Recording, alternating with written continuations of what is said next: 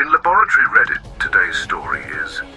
After years of saving for emergencies, my husband bought a luxury car behind my back, and when I confronted him, he said, "It's just to help my sister fit in with her millionaire in-laws."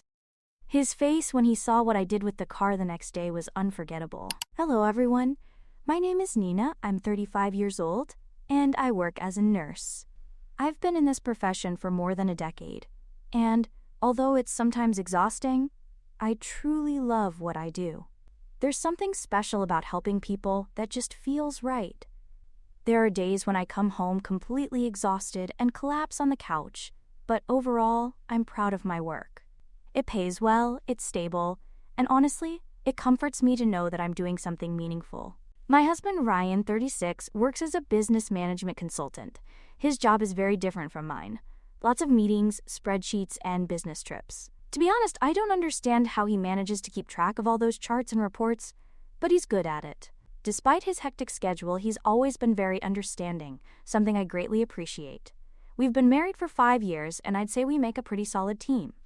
Like any couple, we have our difficult moments, but in general, we're in a good place. One thing we've always excelled at is managing our finances. I know that financial matters can be uncomfortable for some couples, but we've always been able to talk about it quite openly.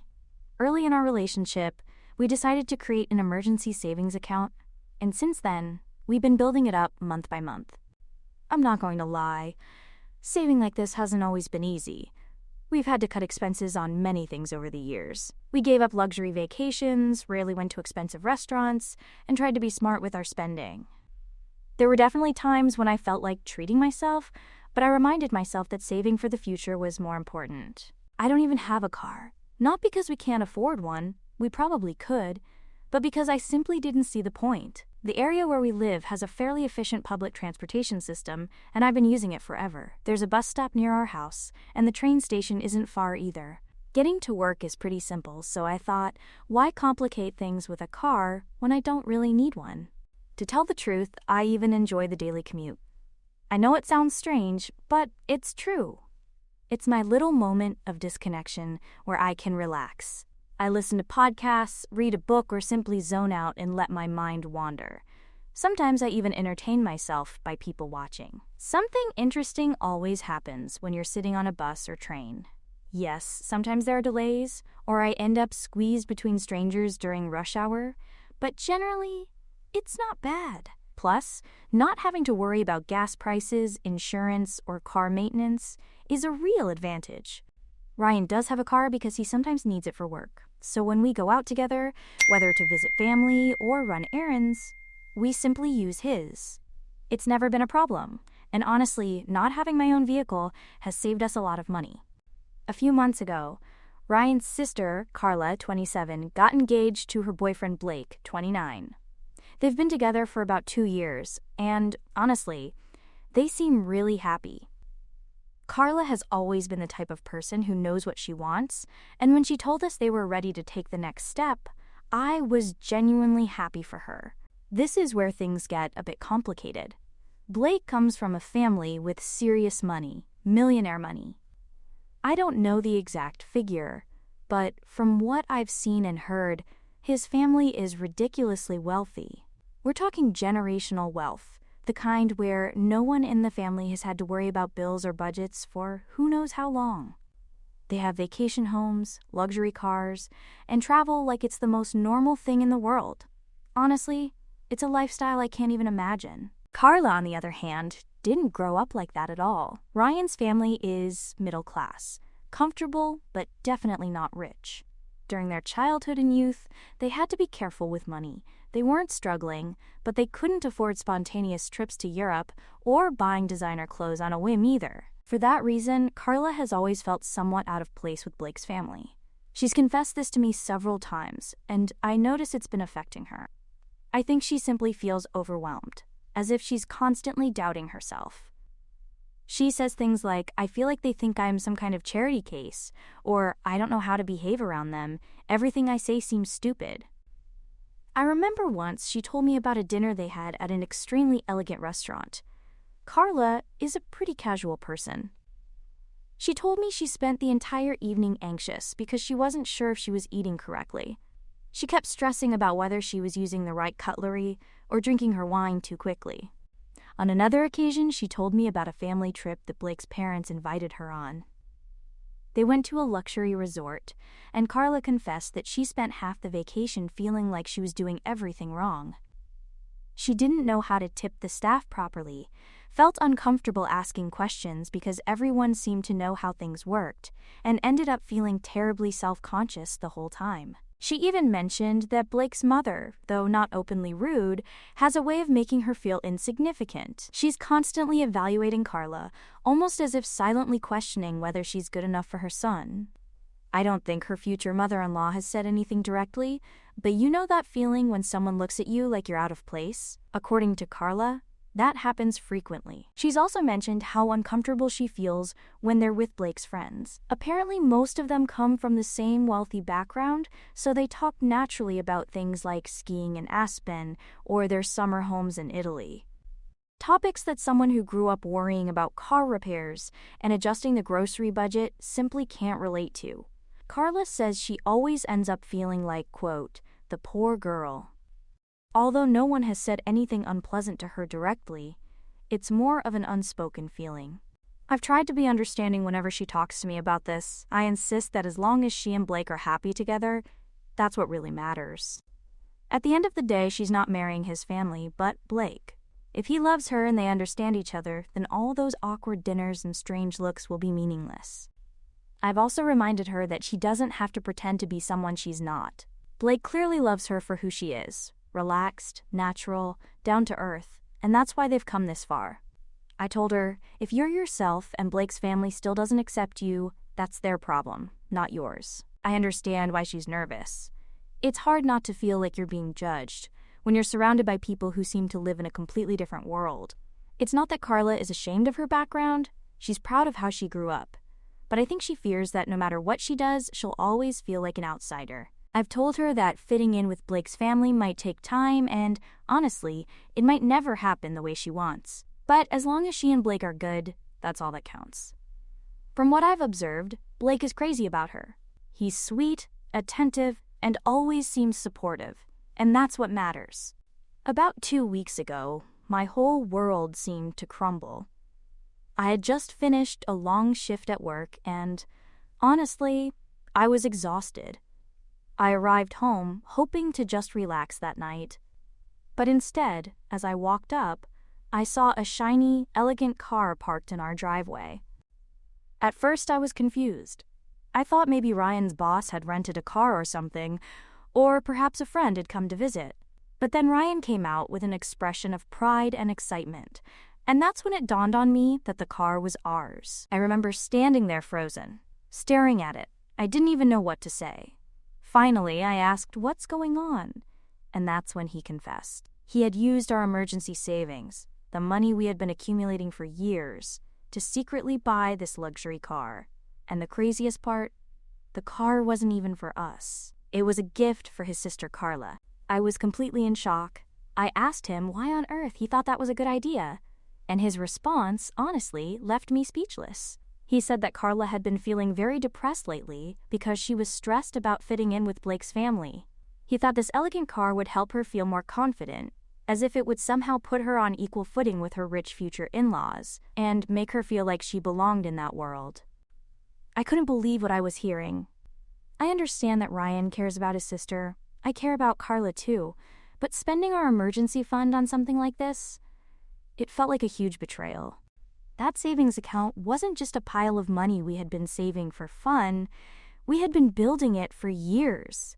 We gave up vacations, kept older cars, and lived simply to have that safety net. Our plan B for when life surprised us was something unexpected. One of us losing our job, unexpected medical bills, or home repairs. That money wasn't just sitting there waiting to be spent on something flashy. It was there to protect us. I was furious. I don't think I've ever been so angry with Ryan. I asked him, what if something happens now? What if one of us gets sick? What if the car breaks down? What if we need that money for a real emergency? His response made me even angrier. He told me he was sure we would be fine, that it was just money and we could always save more. That felt like a slap in the face after all the sacrifices we had made to create that account. I tried to explain to him that this wasn't just about the money, but about trust. He made this huge decision, a decision that affected both of us, without even consulting me. I felt like I didn't matter, like all the work we had done together meant nothing. And the worst part was that I couldn't even understand the logic behind it. Buying Carla a fancy car wasn't going to magically erase her feelings of not belonging. I knew she had been feeling insecure with Blake's family, but spending that kind of money to fix it didn't make sense to me. Blake's family doesn't even seem like the type of people who would care what car she drives. If anything, I felt like Ryan was simply throwing money at a problem instead of supporting her in a meaningful way. We argued for hours. I kept trying to make him see my point of view, that this went beyond the car, that this affected our future, and the fact that he made such an important decision behind my back. He insisted that he was just trying to do something nice for Carla and that he thought I would understand once I calmed down. But I wasn't calming down. Every time I thought about it, I got angrier. I couldn't stop thinking about all the things that could go wrong now that our savings were gone. What if one of us lost our job? What if I got sick? What if Ryan's car broke down? What would happen if something serious came up and we had nothing to fall back on? I felt like all our effort, all the years of careful budgeting and smart decisions had been thrown in the trash on an impulse. And the fact that he didn't even consult me first made it so much worse. I didn't know what to do. Part of me wanted to yell at him until he understood how betrayed I felt, but another part was just exhausted. I remember going to bed that night feeling completely drained. I couldn't even look at Ryan because every time I did, I felt that horrible mix of frustration, disappointment, and pain. I couldn't deal with it. The more we argued, the angrier I got.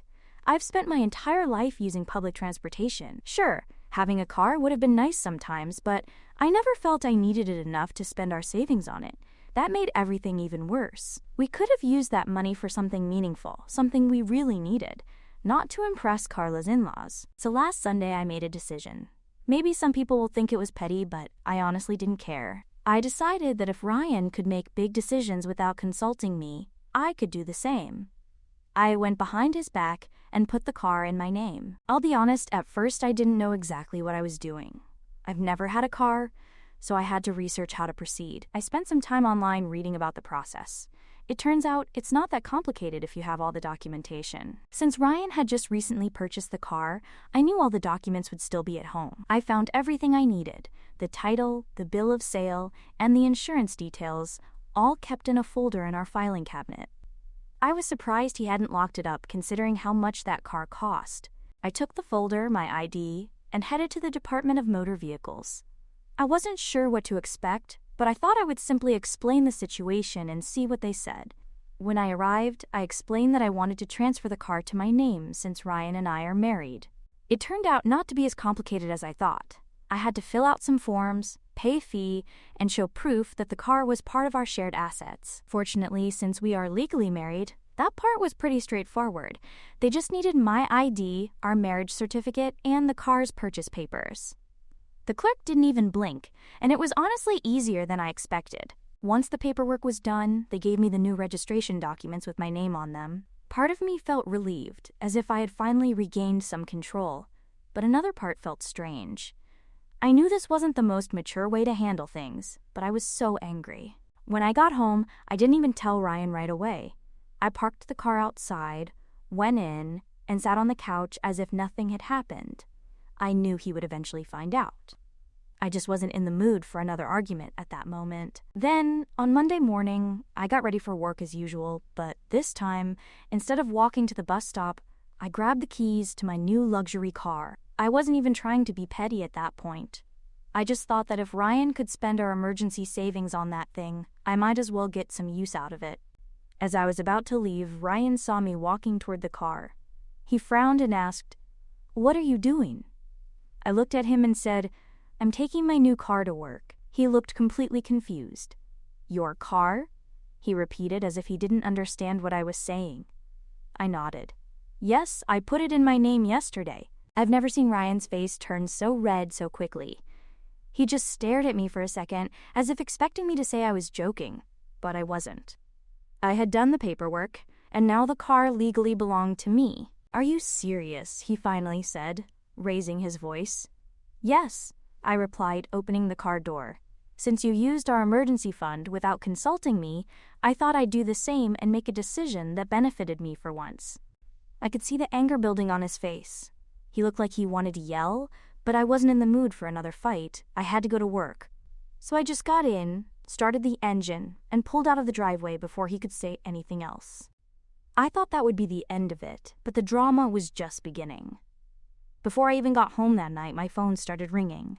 First it was Ryan. I ignored the call. Then his mother, then his sister, then his father. And more calls from Ryan. I knew it wasn't going to be pleasant, but I finally answered when my mother-in-law called again, mainly because I didn't want her showing up at my house. As soon as I greeted her, she exploded at me. She was practically screaming into the phone, saying things like, "How could you do this? You're so insensitive," and "Poor Carla will never fit in with her in-laws now." I was completely stunned listening to her. I finally managed to interject and said, "Are you serious? Ryan spent our emergency savings without asking me, and I'm the bad guy?" She completely ignored that. She kept ranting about how Carla was now going to be embarrassed because she wouldn't have the right status to match Blake's family, about how this car was supposed to help her feel like she belonged in that circle, about how I had ruined everything by putting it in my name. By that point, I was fed up. I told her that if Carla's in-laws only cared about what car she drove, then maybe she shouldn't marry into that family, and I hung up. Of course, that didn't stop the calls. My father-in-law called next, but I ignored him. Then Carla sent me a message saying how disappointed she was and that she really needed that car to feel like she fit in. She said she thought we were family and never expected me to be so selfish. That hurt a little, I'm not gonna lie. I really care about Carla. I understand that she feels insecure with her future in-laws, but at the end of the day, I'm not responsible for fixing that with my savings.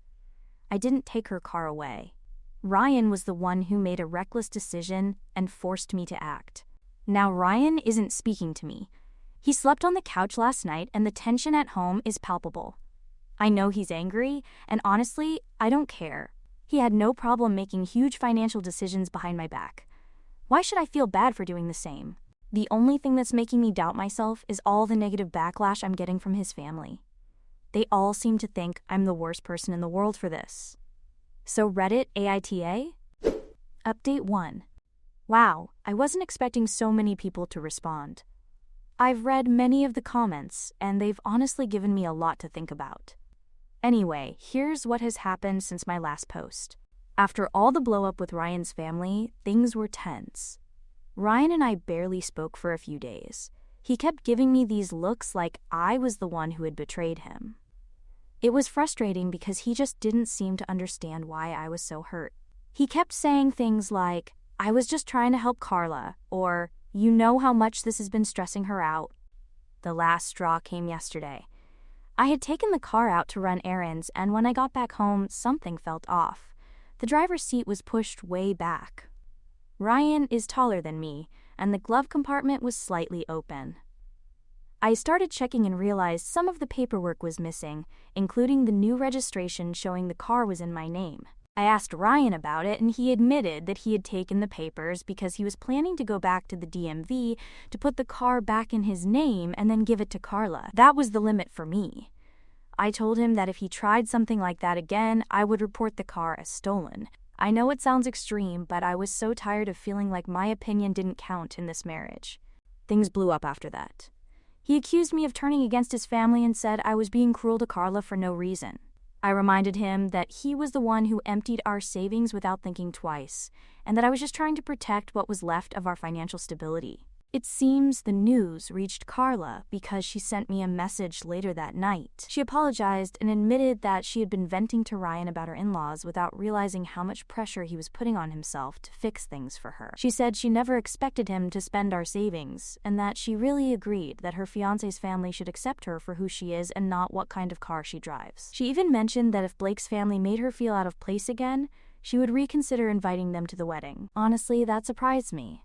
I've always liked Carla, and hearing her say that made me feel a bit better about the whole situation.